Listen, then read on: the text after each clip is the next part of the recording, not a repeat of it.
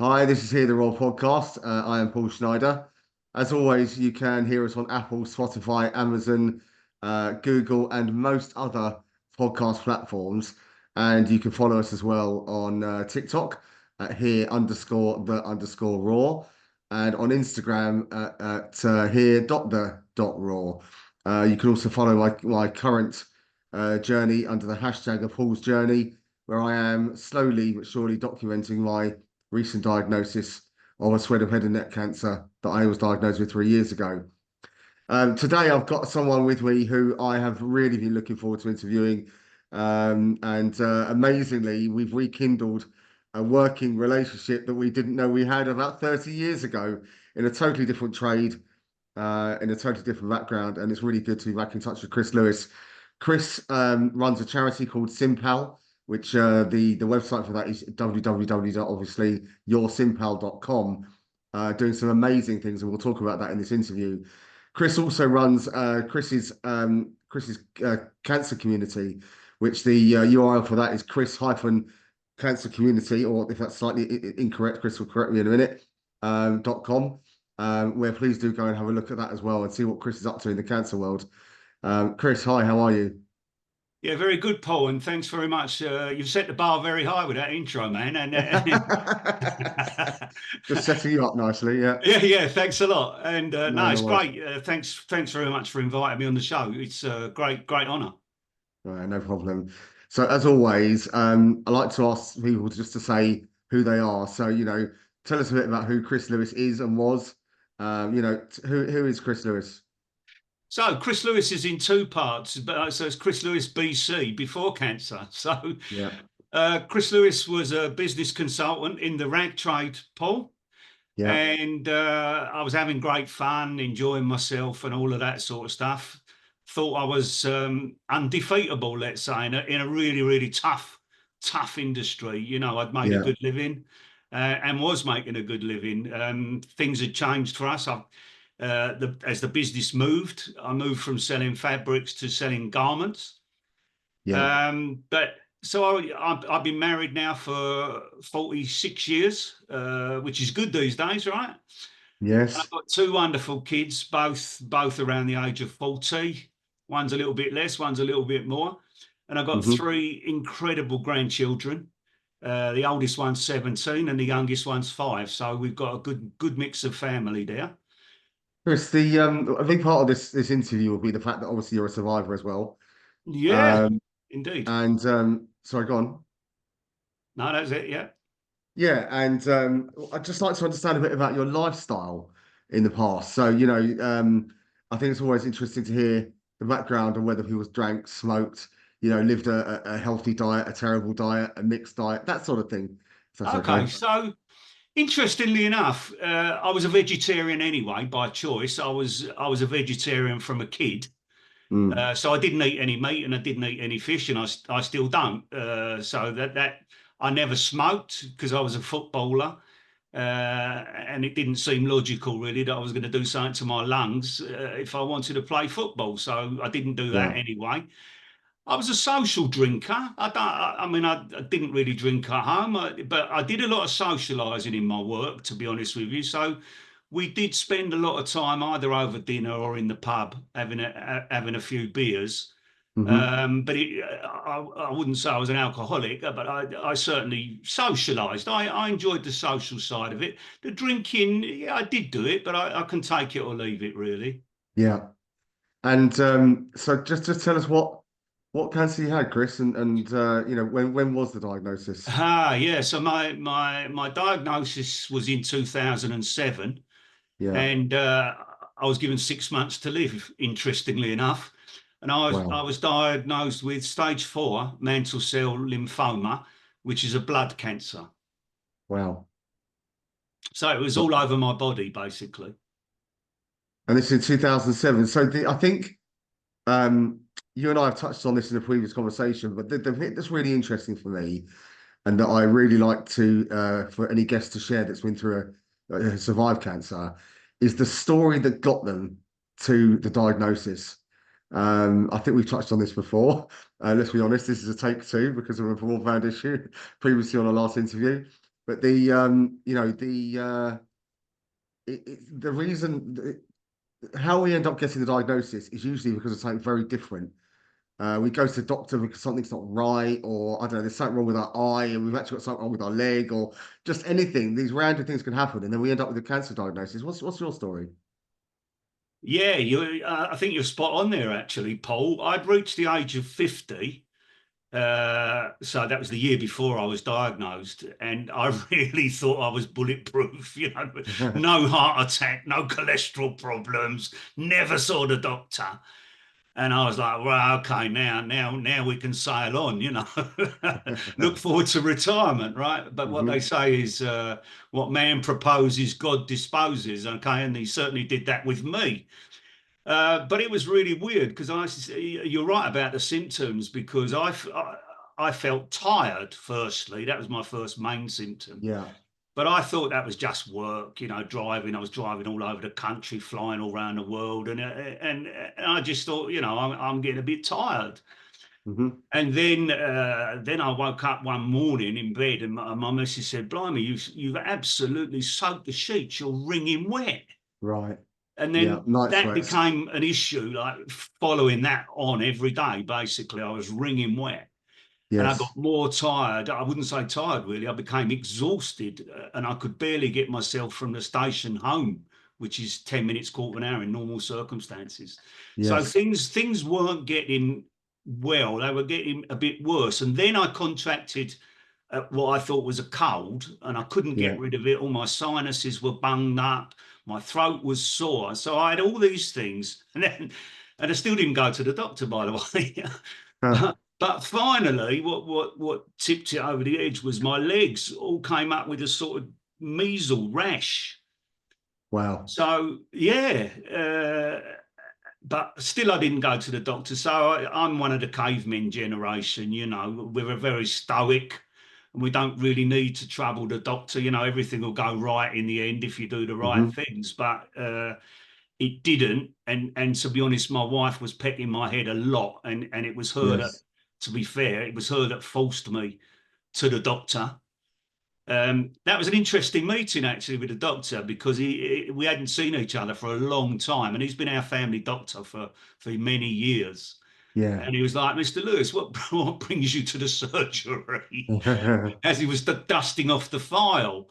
So I said, "Well, I've got all these things going on." Okay, okay. So he sits there on his computer, and he's making notes. And he said, "Okay, I think we need to do a very urgent blood test." So I said, Right. "Okay, fair enough." So he did that, and he said, "Look, as soon as I get the results back, I'll be in touch." And the very next day, I'm trying to get ready to go to work. I'm in the shower, and the phone rings, really early hours, right?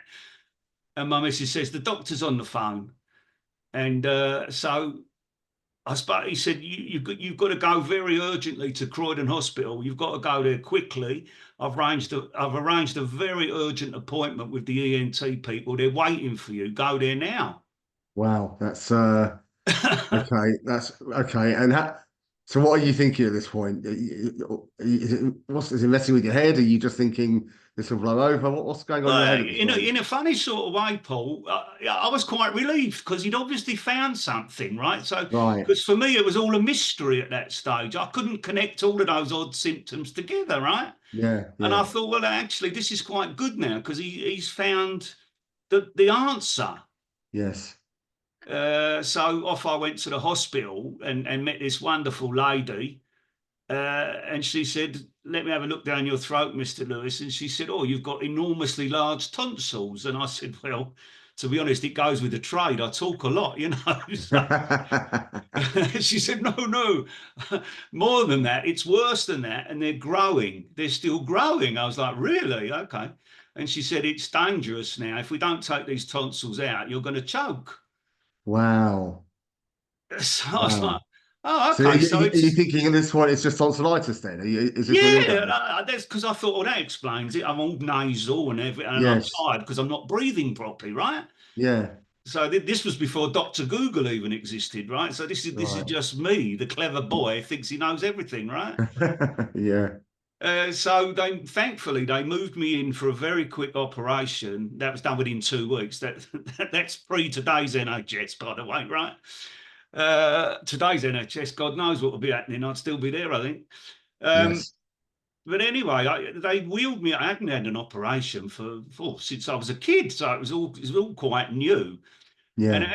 as I was being wheeled into the theatre, I sort of looked up off the trolley, and the surgeon, he introduced himself, and he said, "If you don't mind me saying so, Mr. Lewis, this is a very strange operation for somebody of your age." Huh. Which led me to start thinking. Then I was out like a light, of course, and Yes. woke up in the ward. Huh. But I thought, why did he say that? Yes. Yes. And when did you get your answer then? So what happened from there? So what happened from there was I felt a whole lot better. Right. Okay. I mean, after a couple of weeks of eating cornflakes and all the, crusty toast and stuff like that. Yeah. Yeah. And I went home and I was like, oh, okay, I feel a whole lot better. My cold was starting to go. I could taste things a little bit better. And Yeah. I went to work and I got a phone call from the hospital, my hospital. This was St George's actually, because they sent me for specialist work, which I didn't really know that. They said, we have Right. to send you to St George's from Croydon. So, okay, Okay. fine. Yeah. And they said, oh, this is St George's, Mr. Lewis. Could you come back in and see Dr. So-and-so tomorrow? Right. And I was like, yeah, okay, sure. I will. And I came home to my wife and I said, yeah, I said, this is bloody good. I had a phone call from the hospital, I said, this old boy had his tonsils out, right? I said, and they're ringing me up. They want to see me again. Right. So you're thinking it's just a follow-up appointment, are Yes, you? exactly that. Right. Right. Right. And my good lady, Mrs. L, she said, I'm coming with you to that appointment. I said, really? I Right. said, listen, it's only in Tooting, love. You know what I mean? I think I can Yeah. make it there, okay. Yeah. No, I'm coming with you. I'm coming with you. So then that's when it started. I saw this guy I'd never seen before in my life. And I thought, blimey, they put the top bod on this, you know what I mean? Right. Yeah. Yeah. Yeah. Yeah. I thought, blimey, this NHS, everyone's critical, but this guy, they're giving me the top man. And honestly, I still never saw it. And then he goes, oh, Mr. Lewis, we took your tonsils out, as you know. Yeah, it all looks good in your throat, but we did a biopsy on your tonsils. And basically, you've got mantle cell lymphoma stage 4. I mean, he might have well been talking Mandarin because I didn't have a clue what the hell he was talking about, right? Yes. And I said, if you don't mind, doctor, what is that?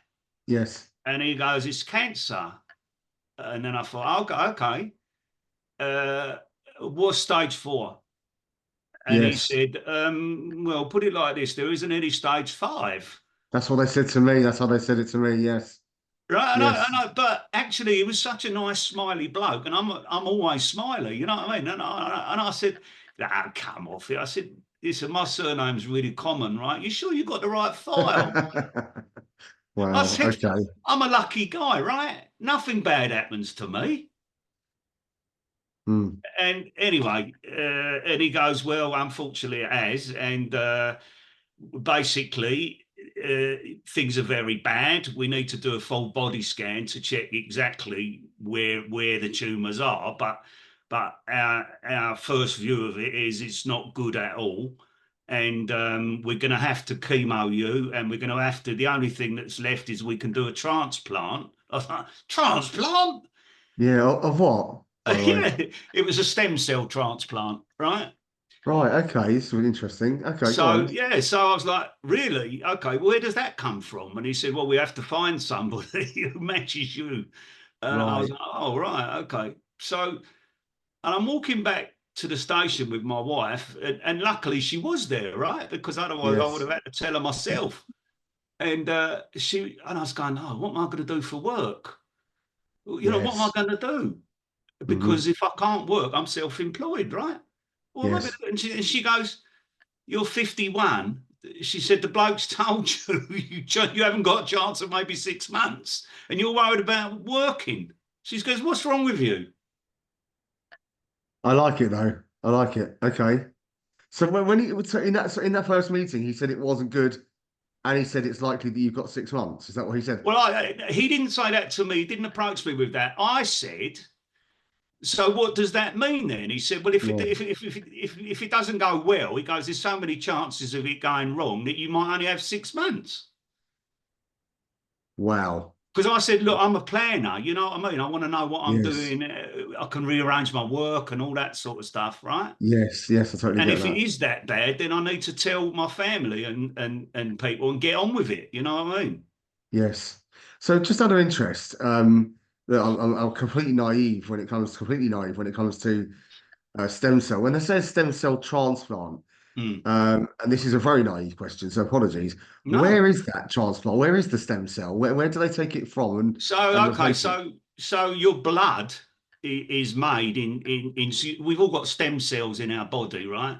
Yeah. And they produce the red cells, white cells, T cells, and all that sort of stuff. Okay, Yes. but when you get cancer, so your stem cells are, if you like, the security of your body. So Hmm. when cancer comes, the cancer's unpicked the lock of your security cells, right? Right. So Okay. basically, it knows what to do with your fight. We've all got fighting cells, T cells, right? Hmm.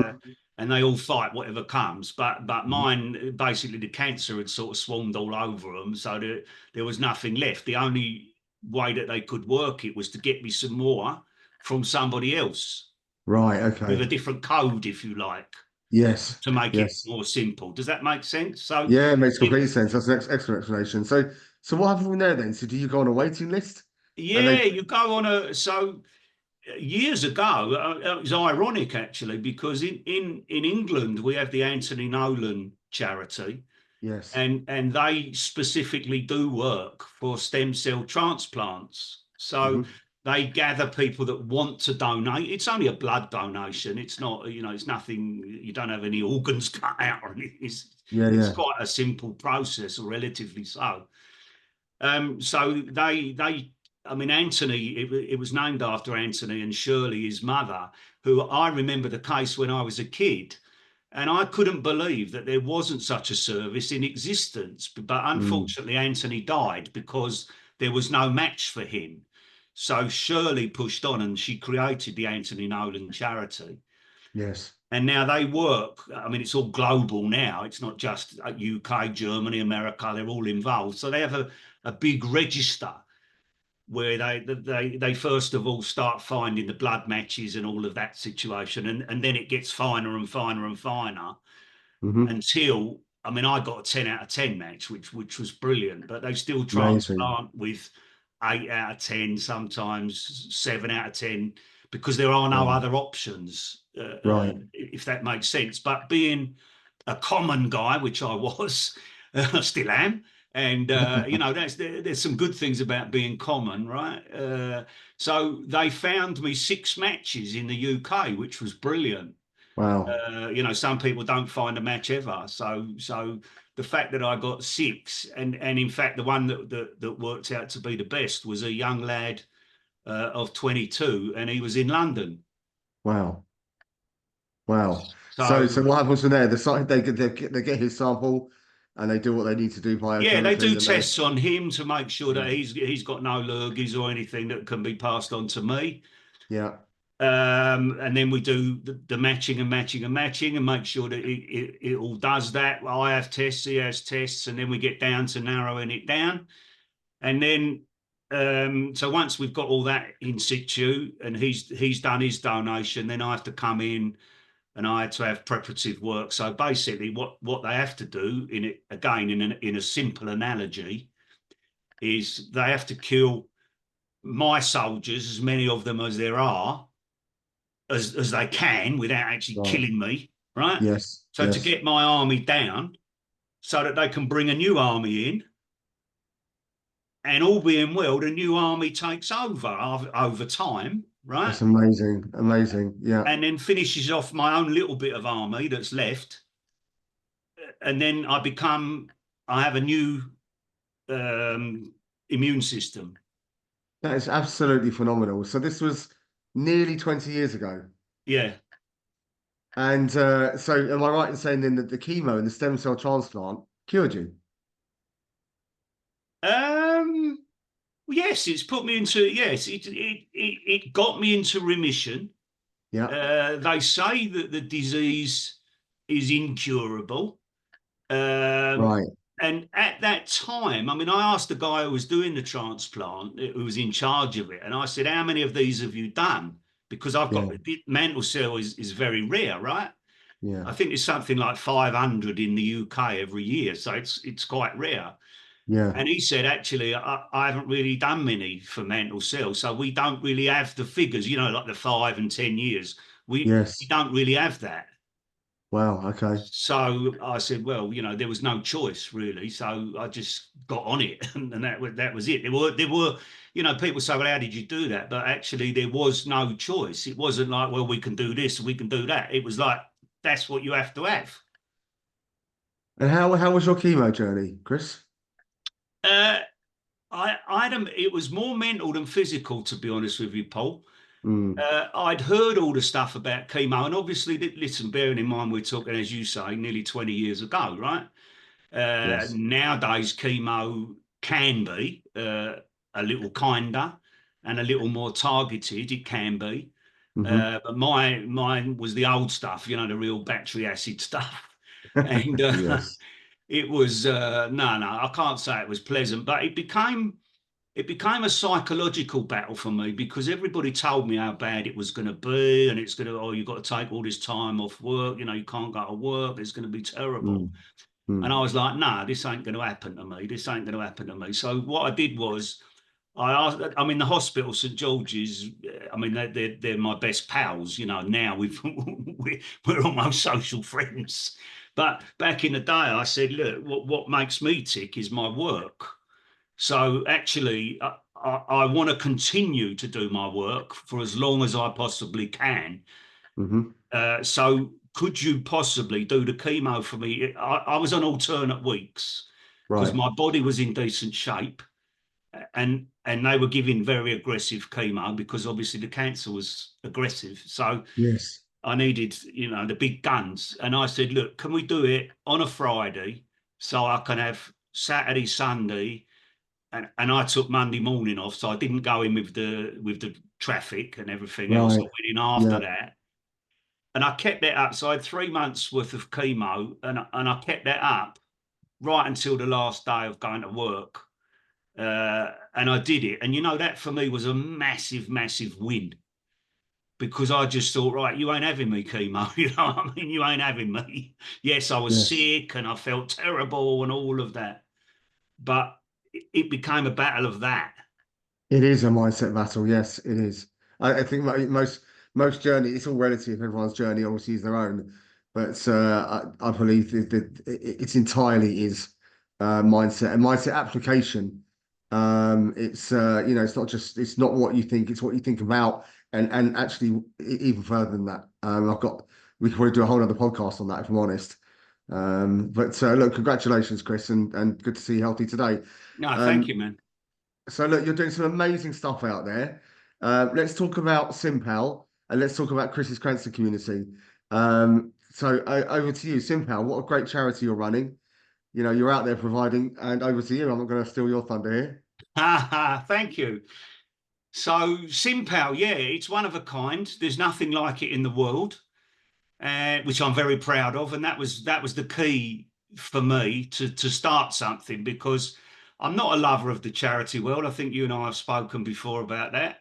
I'm Hmm. not a lover of giant charities. I think a lot of them are a waste of time. But anyway, that's probably a podcast for another day.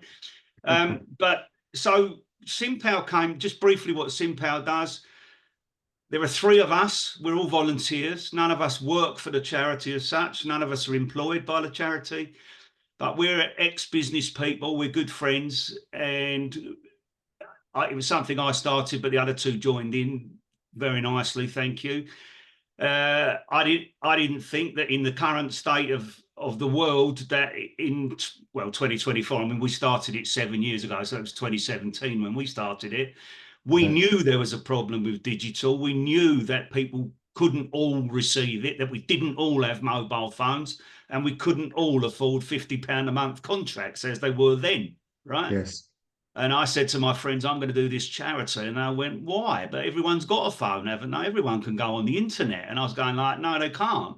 And the reason I knew that was because of the times I'd spent in hospital, right? The Wi-Fi absolutely dreadful in most hospitals, pretty much, Yes. right? Yes. Most of them are old. Wi-Fi is not on their priority list. Fair enough. You know, we need fixing up before we need Wi-Fi, right? Hmm. But actually, for so many people, they spend a lot of time in and out of hospital, and it's a great information hub, a hospital, or it can be, right? But Hmm. to not be able to get the basics, you know, I saw little children in there that they couldn't speak to any of their friends, they couldn't do any gaming, they couldn't watch any films. And there were, you know, poor old vulnerable people that had those 24-hour television things that cost an arm and a leg, that are no good for any man nor beast. You know, so Yes. I saw the issues, and that created an issue for the nurses as well, because you know, let's be fair, when you're there, you're getting bored, and you want to communicate with people when you're not well. That's the time you need to be communicating with people and Yeah. not worried about bills. You know. So Yes. we started off as a cancer only charity, because we Okay. were literally a tabletop charity. Still are, we're still very small, but we started off. People donated us a few phones, and then we donated them out. We got a couple of people that provided a SIM card, saw what we were doing, and then we put the lot together. So we were known as just a cancer only charity. Then, of course, came COVID, and the world Mm. changed, right? The world changed overnight, pretty much. We found out, or I already knew, but we found out as a nation how bad things were for people who wanted Wi-Fi, how people couldn't afford it, those poor ones that needed it, right? Yes. Everything started to go digital, which people thought was the answer to everyone's prayers. And yes, it's good. Don't get me wrong, but only if you're in the club. Right? Yeah. And actually, there's more than a million people in this country that have no access to digital whatsoever. And unfortunately, those are some of the most vulnerable people. You know, they can't sign on for benefits, right? They're not available to be contacted for jobs, so they get penalised. Yes. You know, people who need chemo and they need some sort of treatment, right? They haven't got a mobile phone. The hospitals can't contact them. People that are on the streets, just people that are in poverty. You know, we have this cost of living crisis, right? But it's been a cost of living crisis for a long time. Let's be Yes. It's fair, now the just got a poverty's been in title. this country for a long time, right? Yes. And as we're already seeing, poverty now creates a lot of the waiting list that we've got there, the mental health issues. A lot of that is created by poverty. Yes. Many people working as hard as they possibly can't even afford the basics of life, right? And a lot of people, they don't have broadband at home, so they can't just go on the internet to get their cheaper deals. They don't know about cheaper deals, right? And they're the ones that should. Hmm. So we believed that was all wrong, and we believed that we could find an answer, or a little bit of an answer. Let's say we can't solve the whole problem. It's a big social problem, that, but we didn't want to see, particularly now in 24, that people these days have to live without a mobile phone. Do you know what, Chris? You said something very interesting that someone said to you that everyone has got a phone now. That perception in most people's eyes, everyone, everyone that you know, maybe. But even if you're talking, there's what, 70 million people in this country, something like that. Even if you're talking 0.5%, even less than that, you're still talking about quite a lot of people that aren't online, can't get access, don't have a phone, don't have broadband. And those are the people I guess you're helping, right? Yeah, those are the people. So we help, and I would say now, so we decided at the end of COVID that we would no longer do only cancer. Oh, We great. saw the need, from kids that couldn't do their homework to parents working from home who didn't have their laptops and all this and that and the other. You know, they had the most simple broadband. It just wasn't good enough for everything that was needed. Hmm. And then, of course, we've got the immigration problems. We've got other problems coming along as well as all of that lot, right? So we said, Yeah. we've got the nous. We can do something for these people. It might only be a sticking plaster, but we can do something. How are we going to do it, right? So that was, for me, Paul, the biggest leap of faith that we ever took as a charity was to open all the doors, right? Amazing. Open all the And doors. And honestly, Paul, I tell you what, I don't think we had a couple of grand in the bank. And I don't think we might have had a couple of dozen phones here. And, right.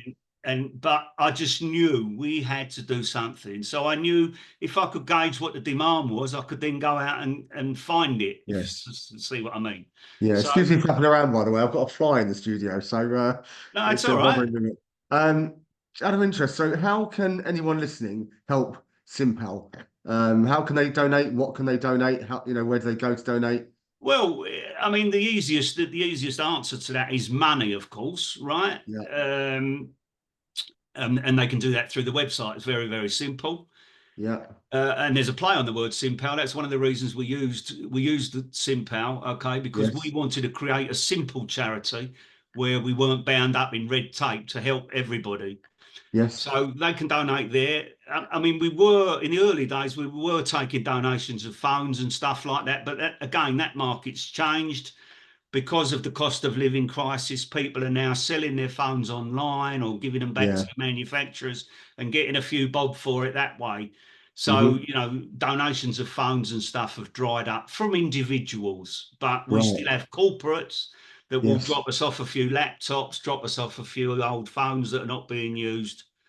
And we've got a few people in the game that can sort it out for us. So, That's um, amazing. but mostly it's money, Paul, really. We have to Yeah. go to market to buy the products that we were getting donated. Yes. Yeah. Understood. Well, you're doing an amazing job. So the website, just to put it out there again, is yoursimpel.com, isn't it? Yep. So you can go on, donate, look up, and find out more about what Chris is doing. Chris and his team are doing out there with that charity. The other website you've got, Chris's Cancer Community. I love that site. Do you? It's what is the full URL? It's Chris hyphen. Chris-cancercommunity.com. That's it. Yeah, and I've seen the pictures you've got on there with so many people. Tell us so we need to. We've got about 10 minutes left here, Chris. Okay. Tell us all about Chris's, cancer community. What's going on in there? There's a lot to see. You've been doing a lot, clearly. You've met a lot of people. You're out there, so let's hear all about it. Well, it came from a simple look. The best things in life are simple. Let's be honest, right? Hmm. And I'm a business guy like yourself. Why make it complex if it can be simple, right? Hmm. And Hmm. what I found, my experience showed me that the cancer in this country, the cancer service, whether it be through the NHS or whether it be through a charity or whatever it is, none of it's joined up. Everyone's working on their own behalf, right? And the customer is just there left on the side, basically, while Hmm. they feed you whatever they want to feed you. Okay. Yes. That's not right at all, because let's be fair, cancer itself is worth billions of income, right? Across, Yes. whether it be NHS, across charities. The top two charities in this country take annually £750 million. Okay. Wow. Okay. So me Wow. as a business guy, I'm like, okay, this has been happening for as long as I've been alive, right? Yes. So I'm asking, where has the money gone? I'm Right. It's asking a good question. yes, we've got fancy machines and we've got this or that, but instead of 1 in 3 people, we got 1 in 2 people. So I didn't like what I was seeing. Too many Hmm. agendas, too much money wasted, absolutely no collaboration. And for me, not just me, but other people like me. And Yes. that's increasing from 1 in 3, as we know. It's now half of us, 50% of the country. If you're talking about 70 million, I think it's 60 odd. But anyway, you're talking Yeah. about 30 to 35 million people of us. If that's not a plague, I don't know what is, right? Correct. But we've become, as a society, we've become accepting of cancer. We accept it's difficult. So if we go to cancer research and go, well, what are you doing? Oh yeah, but we've got labs. You know, we're looking into it. It's not as easy as that. Okay, but that's fine. That washes so far. So I started Chris's Cancer Community for people like me. I thought I was a moaning mini, so I thought I'll put it out there. Right, this is my opinion. I don't Hmm. think it's right. Have a go. Come back at me. You know, Yeah. if you think it's right, fine. If you don't think it's right, fine. You know, and Yeah. it grew and it grew and it grew. So the thing with me is I'm consistent what I say. I don't flip flop like politics. I'm here to do a job, right? And I've been saying Hmm. this ever since I started. Chris's Cancer Community is now 13 or 14 years old, and it's not like any other website. You know, most of them come and go in a year or two. Yes, it's You true. know, so I've been here 14 years talking about cancer. Maybe I should give up. Maybe it'd be a bit rough if I stop. But yeah, so and the only real way to get the message out, Paul, as you know, is to be known, right? Yes. So I couldn't do it from my study. I couldn't do it from there. I have to get out and about. Hmm. And thankfully, you know, I'm not a bad talker, even if I say that myself. You know, I can entertain, and cancer's a difficult subject to talk about. But you know, I've been all over the world, not just talking about my story, but how we can do things to improve things. And Hmm. you know, it's not just my story anymore. That's almost secondary, really, to what's happening today. So yeah, I've been all over the world, but my memory's fading, and that's part of things. So I found the pictures you mentioned, which was great, and the videos. Yeah. Really a great memory for me because I have met some incredible people. You know, I've been up to Parliament like it was my second home. I've been to Downing Street a few times. You know, not that it's great to meet the prime ministers in this day and age, right? But I mean, they're lucky to meet me. Let's be fair, not the other way around, right? And yes, I agree. Yeah. You know, so I've kept that as a little sort of memory keepsake thing. And it was quite funny. I told you off air that I went to a function yesterday, and I went there with a CEO, an ex-CEO of a couple of cricket clubs, big, and an ex-Crystal Palace manager, right? We went three of us together, and it was just brilliant. You know, Yeah. no, people didn't stop talking to us. Now, those days, I've got a little video of that, and I've got a couple of pictures, so they'll go up on the site. And you know, in 5 years' time, I'll go, bloody hell, I remember that time. Yes. Yes. You know what Yes. I mean? Yes, I think you and I look, you discovered this obviously long before me. My journey of recent times started 3 years ago, even though I had head and neck cancer at 21 as well, but that was, many years ago and almost a distant memory I don't even recall. But the I think you and I are both aware there is so much that can be done in this, and I'm going to call it industry. You said it yourself, it is an industry. It is. It does generate significant income. In my mind, there isn't enough collaboration. I get some of the reasons why. To be clear, I think, yes, I do have my own views on charities and the ways in which some of them run, and ways in which some of them use their funds, etc. But that's a discussion, like you said, for another day. Um, but charities have their agendas. They have their goal and their targets they want to achieve, and it doesn't lend itself that well to collaboration in the sheer nature of what they're trying to achieve. Because every charity has its lane that it needs to run in to achieve its goals. However, collaboration is overlooked. I think I said to you, I set up here the Raw.